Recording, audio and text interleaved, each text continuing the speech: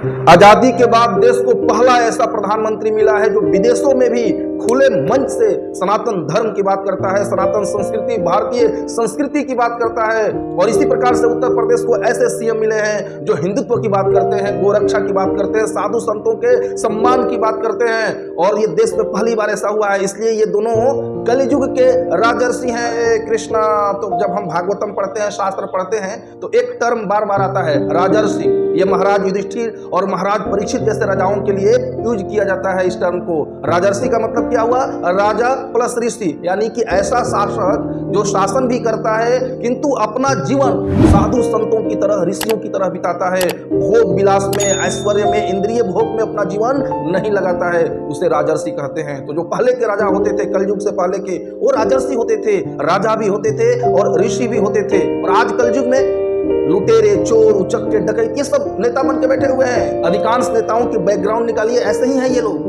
लेकिन जो पहले के राजा होते थे, महाराज युधिष्ठिर या महाराज परीक्षित जैसे राजा, ये लोग शासन भी करते थे और प्रजा में सनातन संस्कृति को, सनातन धर्म को, भागवत धर्म को बढ़ावा देते थे। आध्यात्मिक वातावरण का निर्माण होता था जिससे सारी प्रजा अपने सामाजिक या फिर राष्ट्रीय उत्तरदायित्व का पालन करते हुए अपने आध्यात्मिक दायित्वों का भी बड़ी सरलता से पालन कर पाती थी। समाज में, देश में साधु संतों का सम्मान होता था। लेकिन कलयुग में ऐसे नेताओं को भी देखा गया है जो अपनी कुर्सी बचाने के लिए राम भक्तों पे गोलियां चलाने के आदेश देने से भी नहीं हिचकते हैं। अरे सरजू नदी लाल हो गई थी जब राम भक्तों पे अंधाधुंध गोलियां चलाई गई थी अयोध्या में। जब से देश आजाद हुआ है तब से मुस्लिम तुष्टीकरण की राजनीति होती आ रही है, धर्मांतरण होता आ रहा है सुनियोजित तरीके से। आप याद कीजिए 1947 में जब हमारा देश आजाद हुआ था तो ईसाइयों की संख्या देश में कितनी थी?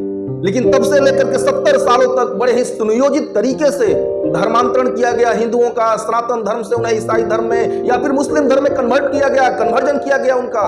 आज भी कन्वर्जन हो रहा है, लेकिन ये कन्वर्जन नहीं बल्कि घर वापसी हो रही है। जो भटक करके उधर चले गए थे वो पुनः आ रहे हैं सनातन धर्म में। तो आज बड़े सौभाग्य की बात है कि आजादी के बाद पहली बार देश को एक ऐसा प्रधानमंत्री मिला है नरेंद्र मोदी जी के रूप में, जो कि खुले मंच से विदेशों में भी अपनी सनातन संस्कृति को, भारतीय संस्कृति को, सनातन धर्म को रिप्रेजेंट करने में शर्माता नहीं है। नहीं तो देश ने ऐसे भी प्रधानमंत्री देखे हैं जो कहते थे कि देश के संसाधनों पे पहला अधिकार अल्पसंख्यकों का है।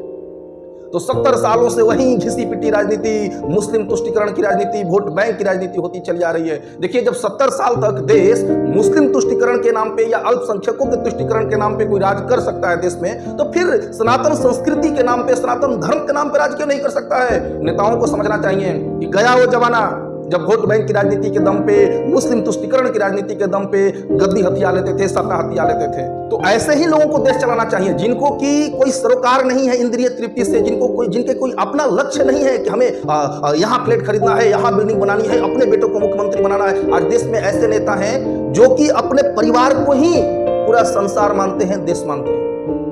उनका एक ही लक्ष्य है कि उनके बच्चे सेटल हो जाएं, उनके बाद उनके ही बच्चे मुख्यमंत्री बने, उनके ही बच्चे विधायक बने, एमपी बने। ये धृतराष्ट्र की मानसिकता है। धृतराष्ट्र ने भी युधिष्ठिर महाराज को दरकिनार करके दुर्योधन को राजा बनाना चाहा। परिणाम क्या हुआ? महाभारत का युद्ध हुआ, महाविनाश हो गया उसका, सारे पुत्र मारे गए। तो ये धृतराष्ट्र की मेंटालिटी वाले जो नेता हैं वो आज भी हमारे देश में, हमारे समाज में घूम रहे हैं और जनता को कई वर्षों से धोखा देते आए हैं ये लोग। आपको क्या लगता है कि आज जो ऐसे नेता हैं, खासतौर से बिहार में, यूपी में या और भी राज्यों में, उनका क्या लक्ष्य है? क्या लगता है आपको उनका लक्ष्य है कि देश को आगे बढ़ाया जाए? नहीं, उनका लक्ष्य है अपने बेटे को आगे बढ़ाया जाए। 9वीं फेल कर गया, पढ़ाई लिखाई नहीं किया, किसी तरह से उसको ठेल ठाल के मुख्यमंत्री बना दिया जाए। बस उसी तरह से कोई आता है, हमारा बेटा विदेश से पढ़ के आया है, हम इसको लॉन्च कर रहे हैं, डायरेक्ट मुख्यमंत्री बना रहे हैं। क्या ऐसे पार्टियों में और कोई नेता नहीं है जो कि देश को रिप्रेजेंट कर सके, उस पार्टी को रिप्रेजेंट कर सके? है, लेकिन वंशवाद के कारण, पुत्र मोह के कारण उन नेताओं को दरकिनार करके पार्टी के जो अध्यक्ष हैं या जो सर्वे सर्वा होते आ रहे हैं उनको आगे बढ़ाया जाता है। लेकिन आज दशकों बाद प्रधानमंत्री की गद्दी पे एक ऐसा व्यक्ति बैठा है जिसे हम कलयुग के राजर्षि कह सकते हैं। देश के यशस्वी प्रधानमंत्री श्री नरेंद्र मोदी और उत्तर प्रदेश के माननीय मुख्यमंत्री श्री आदित्यनाथ जोगी जी को हम कह सकते हैं कि ये कलयुग के राजर्षि हैं, क्योंकि ये लोग साधु संतों को सम्मान दिए, ये लोग सनातन संस्कृति को बढ़ावा बढ़ावा दे रहे हैं, सनातन धर्म को बढ़ावा दे रहे हैं। राम मंदिर 500 वर्षों तक इंतजार करना पड़ा राम भक्तों को, उनके ही जन्मभूमि पे उनके लिए मंदिर बनाने। ये कितने दुर्भाग्य की बात है कि जो प्रभु श्री राम जिस अयोध्या नगरी में प्रकट हुए, उसी अयोध्या नगरी में उनके लिए मंदिर बनाने में हजारों साधु संतों को अपना बलिदान देना पड़ा, 500 वर्षों का लंबा इंतजार करना पड़ा। और इसके बाद भी दुर्भाग्य देखिए इस देश के नेताओं का, उनकी हठधर्मिता देखिए, उनका दुस्साहस देखिए ऐसे नेताओं का जो कि राम मंदिर के उद्घाटन पे आमंत्रण पत्र को स्वीकार नहीं किए, राम मंदिर के उद्घाटन समारोह में उन्हें जाना स्वीकार नहीं है। क्यों? उनकी वोट बैंक कम हो जाएगी ना, उन्हें वोट बैंक की चिंता है, उन्हें आपकी चिंता, हमारी चिंता नहीं है। देश आगे बढ़े, भाड़ में जाए, उनको ये चिंता नहीं है। उनको ये चिंता है कि अगर कहीं राम मंदिर के उद्घाटन में दिख गए तो फिर जो उनके वोट बैंक है वो तो कम हो जाएंगे ना, उनके हाथ से सरक जाएंगे। इतनी बातें सुनने के बाद कोई ये कह सकता है कि तुम बीजेपी के एजेंट हो क्या, आरएसएस वाले हो क्या, पैसा मिलता है बीजेपी से? बिल्कुल नहीं। मैं साफ साफ आपको बता देता हूं कि मेरे हीरो भगवान श्री कृष्ण है, प्रभु श्री राम है, श्रील प्रभुपाद जी है और गुरुदेव है। लेकिन अगर कोई देश में सनातन संस्कृति को बढ़ावा देने की बात कर रहा है, भारतीय संस्कृति की बात कर रहा है, सनातन धर्म के उत्थान की बात कर रहा है, तो हमें उसका सपोर्ट जरूर करना चाहिए। कोई ये कह सकता है ना कि देश को इससे क्या फर्क पड़ता है कि नरेंद्र मोदी जी प्रधानमंत्री बन रहे हैं या फिर उत्तर प्रदेश के सीएम जोगी जी मुख्यमंत्री बने हुए, अरे देश को तो रोटी कपड़ा मकान चाहिए, रोजगार चाहिए। देखिए, रोटी कपड़ा मकान की जरूरत है, रोजगार की जरूरत है, इसे कोई नहीं नकार सकता। लेकिन सिर्फ वही एक जरूरत नहीं है, हमारे कई प्रकार के नीड्स होते हैं। रोटी कपड़ा मकान हमारी शारीरिक नीड्स हैं, उसी तरह से स्पिरिचुअल नीड्स होते हैं, इमोशनल नीड्स होते हैं। उनका क्या?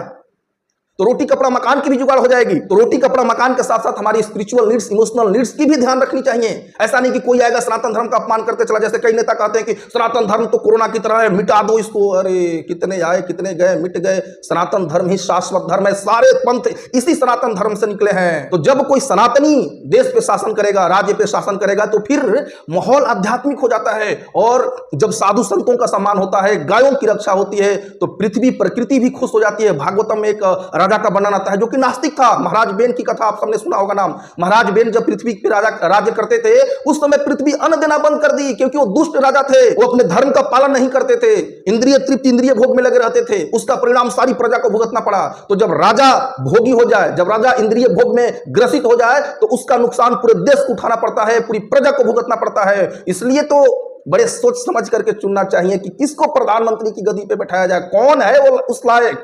और जब राजा भगवत भक्त होता है, सनातन धर्म का पालन करता है, भागवत धर्म का पालन करता है, साधु संतों का सम्मान होता है, जिस राज्य में गायों की रक्षा होती है, जिस राज्य में, वो राज्य हरा भरा होता है, फला फूला होता है, लोग सुखी रहते हैं उस राज्य में। प्रकृति भर भर के समय पे वर्षा करती है, प्रकृति भर भर के, पृथ्वी भर भर के अन्न देती है। और जब राजा दुराचारी हो जाता है, जब राजा नास्तिक हो जाता है, तो प्रकृति या धरती माँ अपने गोद से, अपने आंचल से अन्न देना बंद कर देगी। महाराज बेन के समय में यही हुआ था। फिर उस समय के जो ब्राह्मण लोग थे, उन लोगों ने महाराज बेन को ही हत्या कर दी, मार दिया उनको, और उनके शरीर को मंथन करके उनसे उनके पुत्र उत्पन्न हुए पृथु महाराज के रूप में, जो भगवान के अवतार माने जाते हैं। और फिर उन्होंने पृथ्वी पे शासन किया, और ऐसा शासन किया कि प्रकृति पूरी तरह से निखर के आ गई और हरी भरी हो गई, सारी प्रजा खुश हो गई। इसलिए राजा को सनातनी होना, भागवत भक्त होना बेहद जरूरी है, राजर्षि होना बेहद जरूरी है। और हम सबको गर्व से कहना चाहिए कि आज दशकों बाद, या कहें कि आजादी के बाद पहली बार ऐसा हुआ है कि देश के प्रधानमंत्री के सर्वोच्च गद्दी पर बैठा व्यक्ति राजर्षि की तरह ही है, या फिर उत्तर प्रदेश के माननीय मुख्यमंत्री श्री आदित्यनाथ जोगी जी राजर्षि की तरह है। तो मोदी और जोगी ये दोनों कलयुग के राजर्षि हैं। मैं फिर से कह रहा हूं कि मैं उनकी चापलूसी नहीं कर रहा हूं। मेरे हीरो भगवान श्री कृष्ण है, प्रभु श्री राम है, श्रील प्रभुपाद जी हैं, गुरुदेव हैं। लेकिन फिर भी अगर कोई ऐसा नेक काम करता है तो उसकी प्रशंसा करने में भी हमें पीछे नहीं हटना चाहिए। तो मैं भागवतम पढ़ रहा था, उसमें राजर्षि का ये टर्म आ रहा था बार बार, तो मुझे याद आ गया, इसलिए मैंने ये वीडियो बना लिया। अगर आपको वीडियो पसंद आया तो इसे लाइक कीजिए, कमेंट कीजिए और अपने दोस्तों को भी शेयर कीजिए। और उन राम विरोधी, सनातन विरोधी नेताओं से सावधान रहिए, क्योंकि इनका एक ही मकसद है, मिलजुल करके बांटेंगे, बंदर बांट करेंगे देश का, मिलजुल करके खाएंगे, लूटेंगे देश को, इनका यही मकसद है। इसलिए इन लोगों से सावधान रहिए। मिलते हैं हम सब नेक्स्ट वीडियो में, तब तक के लिए हरे कृष्णा, हरि बोल, सनातन धर्म की जय।